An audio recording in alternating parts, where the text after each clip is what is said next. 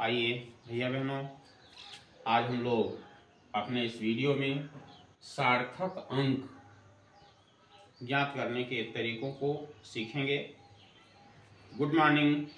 आज का यह वीडियो आपके लिए विशेष उपयोगी होगा। आइए समझते हैं सार्थक अंक क्या होते हैं। जैसा इसका नाम है सार्थक यानी यथार्थ, जिनका एक निश्चित वैल्यू हो, जिनका एक निश्चित मान हो, ऐसे अंक सार्थक अंक कहलाते हैं। परिभाषा के रूप में ऐसे अंक जिनका एक निश्चित यथार्थ मान होता है सार्थक अंक कहलाते हैं। इसके नियम: गिनती के सभी अंक सार्थक अंक होते हैं, अर्थात 1 से लेकर के और अनंत तक की संख्याएं, सभी संख्याएं सार्थक अंक हैं। जैसे 1 गिनती का है, इसका मतलब है कि 1 सार्थक अंक है। 25 में 2 और 5 2 सार्थक अंक हैं। 507 इसमें 5, 0 और 7 तीनों अंक सार्थक अंक हैं। इसी तरह से गिनती के सभी अंक सार्थक अंक होते हैं और गिनती में अनंत सार्थक अंक होते हैं। दूसरे नियम में हम देख रहे हैं अकेला शून्य सार्थक अंक नहीं होता। जैसा आप समझ रहे हैं, केवल अगर शून्य लिखा हो, 1 शून्य या 0 0 0 इस तरह से लिखा हो तो कोई भी शून्य सार्थक अंक नहीं कहा जाता, क्योंकि इसका कोई वैल्यू नहीं है। आगे चलते हैं तीसरे नियम में। 2 शून्य अंकों अशून्य अंकों के बीच का शून्य सार्थक अंक होता है। देखिए, आप उदाहरण में देख रहे हैं 1 और 4 ये गिनती के अंक हैं। इनके बीच में अगर शून्य आ जाता है तो वह सार्थक अंक कहा जाता है।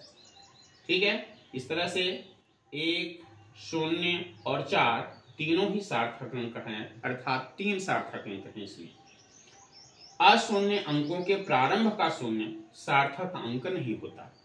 जैसे गिनती में 1 से 9 तक की संख्याओं में हम लोग लिखते हैं 01, 02, 03, 09। इस तरह के पहले 0 आए और फिर एक गिनती के अंक आए तो ऐसे शून्य भी सार्थक अंक नहीं होते।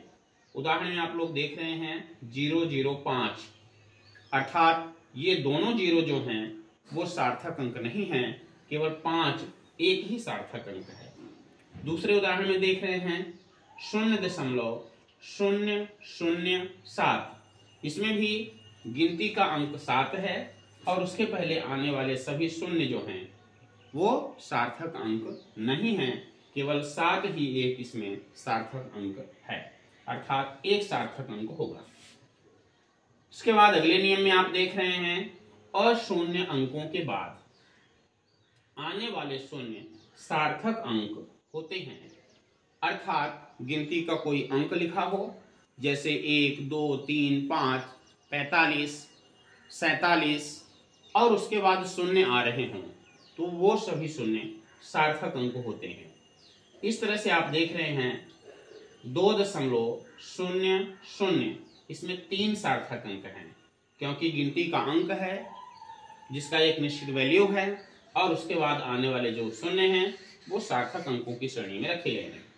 इसी तरह से 1.500, इसमें 4 सार्थक अंक हैं। वैज्ञानिक अंकन पद्धति में 10 की घात के अलावा प्रथम पद के अंक सार्थक अंक होते हैं। आप समझते हैं, बड़े बड़े अंकों को छोटे रूप में प्रस्तुत करने के लिए उन्हें घात के रूप में लिखा जाता है। इस तरह से घात के जो गुणन के बाद वाला भाग है वो द्वितीय पद है, वो सार्थक अंकों की श्रेणी में नहीं रखा गया है। सार्थक अंक केवल प्रथम पद अर्थात गुणे के पहले वाले भाग के सभी अंक सार्थक अंक होते हैं। इस तरह से आप इसमें देख रहे हैं 3.04 गुणे 10 की घात 2, इसमें गुणे 10 की घात 2 वाला भाग जो है वो सार्थक अंक नहीं होगा, केवल 3, 0 और 4 3 सार्थक अंक हैं। 0.46 गुणे 10 की घात 3, तो ये 0 आप पहले ही नियम में पढ़ चुके हैं कि अंकों के पहले आने वाले शून्य सार्थक अंक नहीं होते, तो यहाँ केवल 4 और 6 दो ही सार्थक अंक हैं। अगले उदाहरण में आप देख रहे हैं 5.2204। इस तरह से गुणे 10 की घात 6, तो गुणे 10 की घात 6 को हमने हटा दिया, केवल ये आपके 5, 2, 2, 0 और 4 कुल 5 सार्थक अंक यहाँ हैं। भैया बहनों, यह वीडियो आपको पसंद आएगा, आपके लिए विशेष उपयोगी होगा। कक्षा 11वीं, कक्षा 12वीं, फिजिक्स, केमिस्ट्री सब में आप सीखने के लिए सार्थक अंकों की स्थिति बनती है, और ऐसी स्थिति में आप सरलता से इस वीडियो के माध्यम से सार्थक अंकों के बारे में समझ सकेंगे, और विभिन्न प्रकार के प्रतियोगी परीक्षाओं में भी ये सार्थक अंक ज्ञात करने के लिए आता है। धन्यवाद भैया बहनों। आगे के वीडियो में जो कुछ समस्या यहाँ पर बनेगी, आप कमेंट बॉक्स में उन समस्याओं का उल्लेख करिए। आगे की वीडियो में उनका समाधान अवश्य दिया जाएगा। धन्यवाद।